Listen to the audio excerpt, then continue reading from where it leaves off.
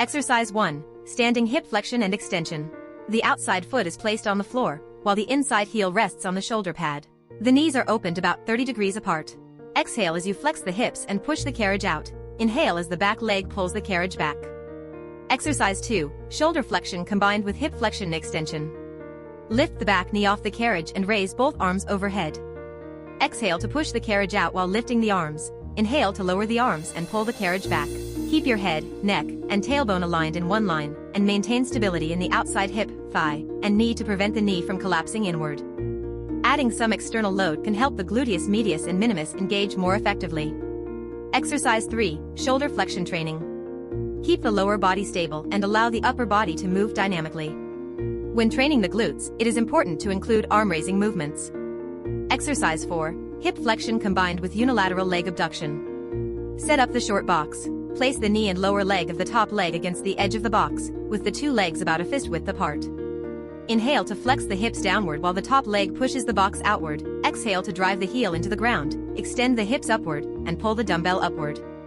Exercise 5. Eccentric training for the gluteus medius and minimus. Continue with dynamic leg movement. Inhale as you hinge forward at the hips and add a small amount of thoracic rotation. Exhale while keeping the heel pressing into the ground, pulling the carriage back and extending the hips. Exercises 4 and 5 are both effective for improving gluteal indentations. Throughout the movements, keep the glutes and legs actively engaged and the core braced to avoid compensation from the lumbar spine. Exercise 6. Kneeling split stance exercise. You may choose to attach the lightest spring or perform it without any spring. Inhale to push the carriage out. Exhale to pull the carriage back using the strength of the inner thigh adductors. If you tend to have anterior pelvic tilt or forward pelvic shift, try to keep your center of gravity slightly back and bring the pelvis into a neutral position.